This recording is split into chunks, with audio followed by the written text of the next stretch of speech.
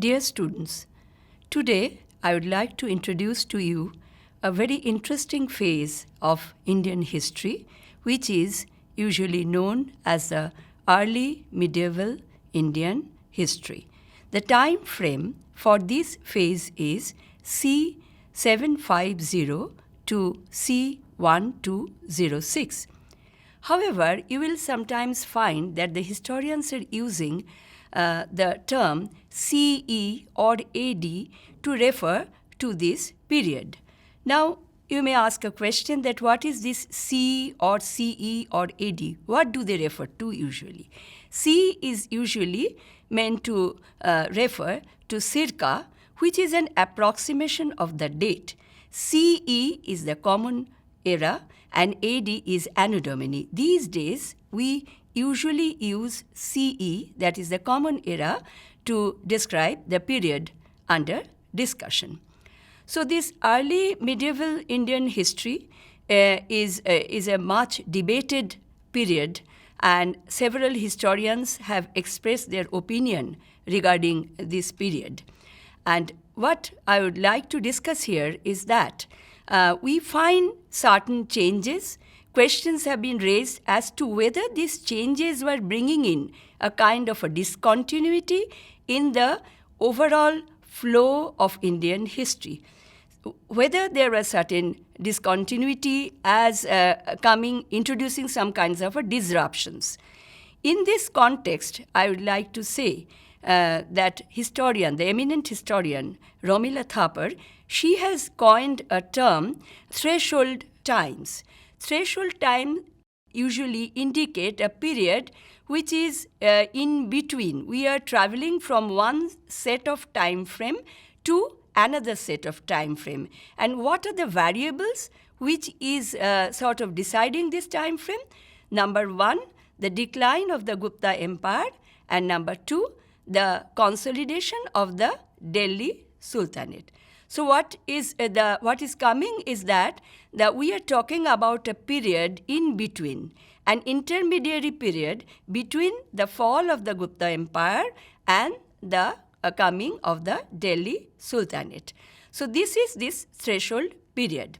This period has also been referred to as a transitional phase because this period acts as a bridge between the so-called ancient and nowadays which is referred to as the early Indian history and the coming of the Sultanate age. So there are lots of changes within this period, and that is why it is referred to as a transitional phase.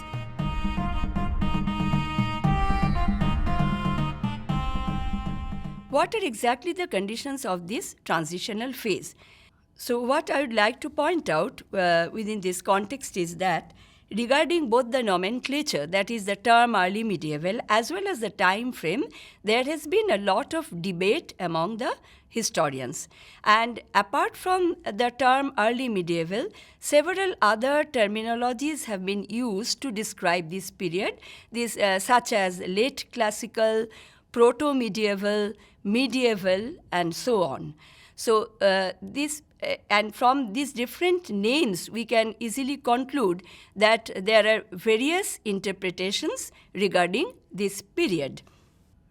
The sources which has been used for this period include Sanskrit texts, Persian texts, vernacular literature, epigraphic evidence, numismatic evidence, and as well as there's a lot of archaeological evidences too. So depending on these sources, we can reconstruct the history of early medieval India.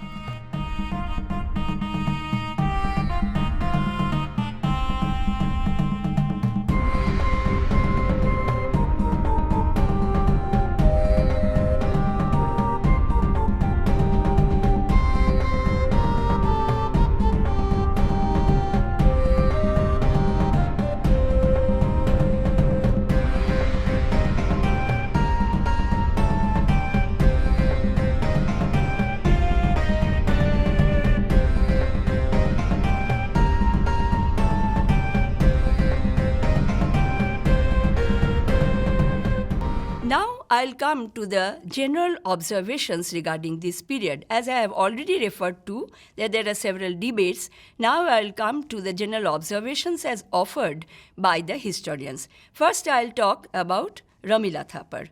Now, it is generally seen that from one point of view, from the colonial point of view perspective, this period has been considered as a dark age, or what some historians have referred to as the Puranic concept of the Kali Yuga, and so it is full of disruptions, discontinuity, and disorder. However, as Ramila Thapar points out, this discontinuity is not the last word regarding the early medieval phase. In-depth research and detailed study of this period show that there was a lot of change, and particularly the area where the activities were focused during this period, it shifted from the Gangetic Valley to the other parts of India, particularly to Deccan and to the far south. Now I'll come to what Upinder Singh, another eminent historian, has to say regarding this period. Upinder Singh is of the opinion that during this period, that is from 750 to 1206 CE, we can find that both at the regional level and at the pan-Indian level, the facts that we come across have a lot of clarity and vividness than the earlier period. Upinder Singh argues that we have to take into consideration how to decide on the periodization of this period, how the historians will look, what will be their perspective, and then how she also tries to introduce that a kind of a freshness with which we should perceive this period and find out the different levels of interactions between social, political, economic, and cultural factors, which gives this phase a new dimension. Upinder Singh also thinks that a rigid periodization is not really necessary. The time frame of CE 750 to CE 1206 need not be maintained rigidly. It can always be flexible. And another point is that regarding that periodization I was talking about, she also suggests that there should be some kind of an adjustment regarding that periodization too. However, Upinder Singh is of the opinion that in spite of all kinds of changes, what she is suggesting that change and continuity is a part of history, and this period perceived a lot of changes, but these changes certainly did not mean any discontinuity in the stream of time, in the flow of history. That we should always keep under consideration. Now I'll come to the other models regarding this periodization of this phase of Indian history. Talking about these models, I would first refer to the colonial interpretation, and I'll talk about James Mill's History of British India, which is dated 1817. Here, James Mill talks about a three-phase periodization: the Hindu period, the Muslim period, and the British period. And James Mill's interpretation has been followed by several 19th century historians. We can also, from this, we can progress to what Vincent Smith has to say about these different phases of Indian history. Vincent Smith is making a 5-phase demarcation in the progress of Indian history. The first is the ancient period, then the Hindu period, then the early Hindu period, then Muslim period, and finally the British period. However, our very eminent nationalist historian R.C. Majumdar has criticized Vincent Smith's version of this periodization as inconsistent, and according to him, the early medieval period of Indian history, it can be divided into 2 phases. One is C 700 to 1000 CE, which is the age of imperial Kannauj, and the second phase is C 1000 to 1200 CE, which perceives the struggle for empire, as it can be seen. So R.C. Majumdar is not ready to accept this colonial interpretation of the division of India on this Hindu, Muslim, and British line. Next, we should give our attention to to another phase of this periodization, and this is the phase introduced by the Marxist historians since 1950. They have put more emphasis on the socio-economic factors rather than the dynastic shifts which are involved in the process of historical journey. In this context, I would refer to two historians. One is D.D. Koshambi and another is R.S. Sharma. Koshambi is of the opinion that the division of Indian history into Hindu, Muslim, and British phase is communal in character, and so it has to be discarded. R.S. Sharma has taken up the socio-economic context in more details, and he is of the opinion that from c. 400 onwards, we can see a kind of a shift in the context of the Indian history where the socio-economic factors are surfacing and with great details, and in that context, we have to analyze the political history. In this period, Sharma is referring to the dominant groups who tried to control power by using such tools as land grants, the use of common facilities, common services, and caste as well as religion. By using these four tools, they are trying to establish their seat of power. Sharma further points out that though Indian and European models of feudalism have certain differences, but there are certain common parameters which can be identified in the Indian context as well. And what are these parameters? These are the decay of towns, the decay of long-distance trade, and the lesser use of metal coinage. What these Marxist historians are insisting is that this phase of Indian history, that is the early medieval phase, observed a kind of fragmentation, the domination over the peasants and who were converted into serfs, and the decline of the urban centers, which was not really very beneficial for the economic progress.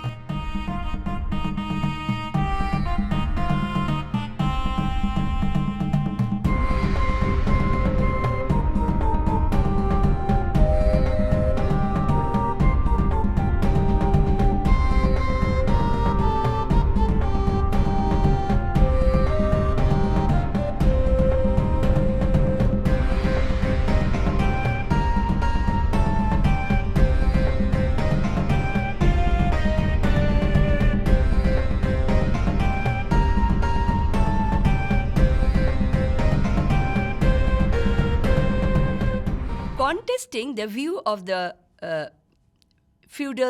supporters of the feudal mode, we come across several other interpretations. The first I'll refer to the interpretation as provided by historian Barton Stein. He is coming up with the model of segmentary state. Now, what is this segmentary state? Let us see what is Barton Stein talking about. Barton Stein followed this model of segmentary state with his basis on the research work as done by anthropologist A. Southall in context of his work on the African Aleu tribes, and he applied it to South India.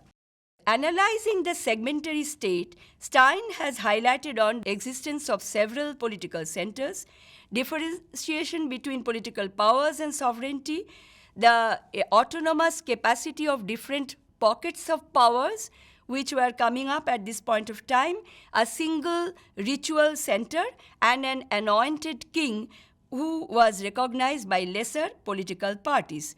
To Barton Stein, the king was less powerful because he was not supported by any revenue infrastructure, and he also did not have a very powerful standing army.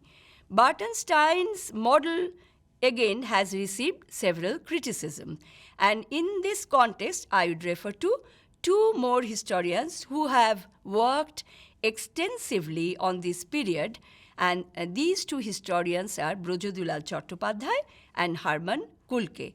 They have come up with another alternative model, which is known as the integrative model. We can call this model an integrative model. Here they are talking about two basic things. These are the formation and proliferation of the states at the regional level, number one, and number two, early medieval period witnessed urban change and not urban decay. According to this new model, early medieval period was marked by integration, resulting in intensive state formation at the peripheral area of what was earlier the central states. That is, what was earlier a part of a central empire, in the periphery, these regional states were coming up and establishing their power. Brojodulal Chattopadhyay, he focuses on 3 points. Number one, expansion of state society through local state formation. Number two, transformation of the tribes into peasants. And number three, expansion of the caste along with cult appropriation. Hermann Kulke, more or less following the similar line of argument, he is insisting on a more refined and elaborate integrative model of state formation. Kulke calls this model a processual model, or depending on the processes that were involved in the formation of the states in early medieval India. We can see that both these scholars, they have, among all other scholars, they have best appreciated the interaction of the socio-political, economic and cultural factors which had its contribution in shaping the early medieval phase of Indian history. Now, I'll go to that phase of this lecture where I'll refer to historian Nihar Ranjan Rai and how he has described the medieval factor in Indian history. Nihar Ranjan Rai has divided this entire period into 3 sub-phases. Phase 1, 7th to 12th century. Phase 2, 12th to early 16th century, and phase 3, early 16th century to 18th century. Within this sub-phase, Professor Roy has tried to identify certain basic feature of medievalism. And these basic features are as follows. Number one, all the ruling dynasties were regional.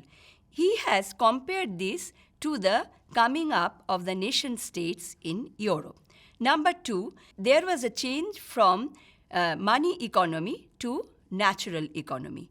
Number three, advent of regionalism in script, language, and literature. Number four, religion was dominated by sects and sub-sects. These are the interpretations which are provided by historian Nihar Ranjan Roy. Continuing on this, Professor Brojodulal Chattopadhyay has come up with yet further analysis of this period of early medieval Indian history. Professor Chattopadhyay is pointing out that while discussing the historiography, one can note the presence of medievalism much before the coming of the Delhi Sultanate. Secondly, he points out that feudalism is a recent construct of Indian history which assimilates various points from different categories within historical writings. There were certain common parameters. Now, what are these common parameters? Number one, there was political decentralization with the coming up of the regional powers. Number two, emergence of landed intermediaries. Number three, change from money economy to self-sufficient village units, which were the centers of productions now. Number 4, the subjugation of the peasantry. Number 5, proliferation of castes. And number 6, feudal dimension of ideology and culture. From this above discussion, Professor Chattopadhyay tries to draw a conclusion that while synthesizing the above mentioned parameters, we can find a contrast in this period with that of the earlier period, that is the earlier period of history of India. Secondly, a question can be raised whether this contrast created a kind of a rupture in Indian history or a discontinuity in Indian history. But that was actually not the case. There were changes, but these changes were within the framework of continuity of Indian history, connecting the earlier history to the later centuries.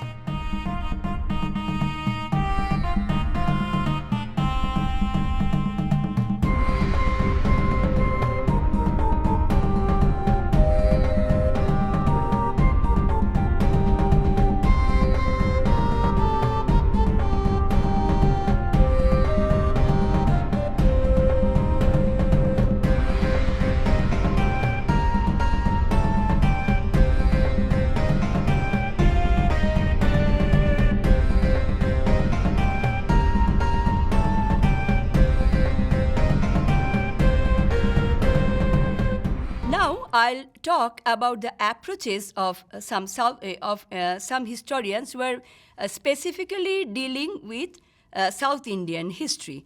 They are a little conservative about the use of the term early medieval.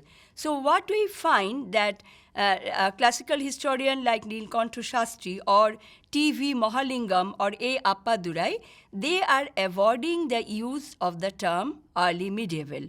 On the other hand, Kesavan Veluthat, he is using this terminology to relate to the history of this period, the period that we are talking about, that is 750 to 1206 CE.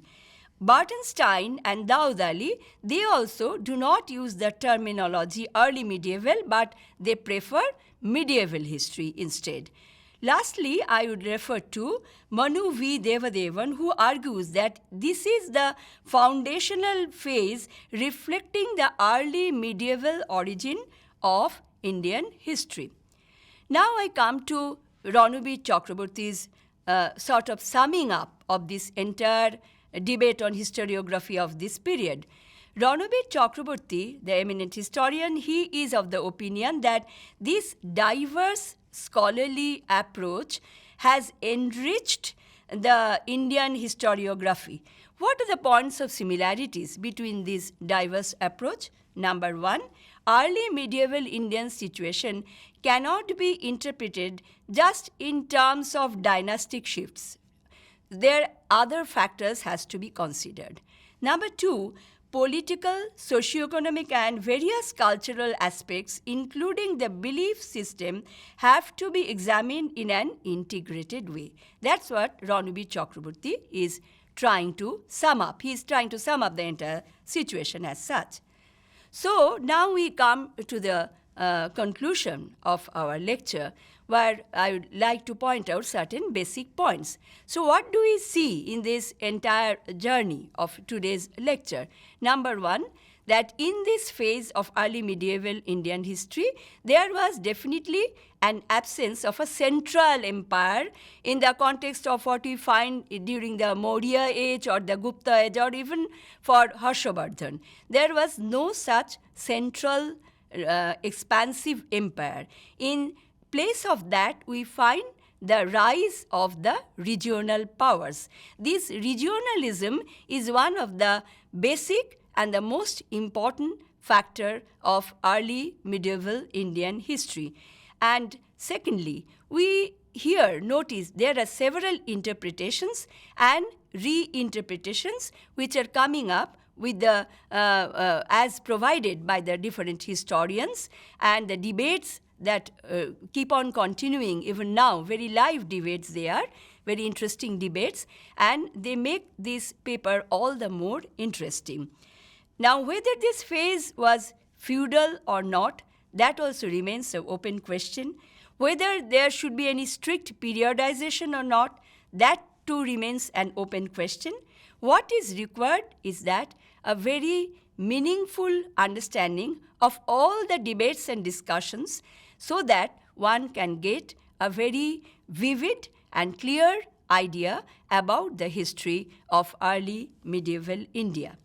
Finally, a thorough study of this paper would introduce a variety of source materials, debates on periodization, debates on feudalism and segmentary states, the nature of state and kingship, the coming up of regional powers, advent of Arab conquest, agrarian development, social complexities and proliferation of castes, pattern of trade and urbanization, religion and culture, art, architecture, patronage to temples, patronage to vernacular literature, and lastly, Islamic intellectual traditions. By making a journey through all these topics, we can get an overall idea about what consisted of early medieval Indian history.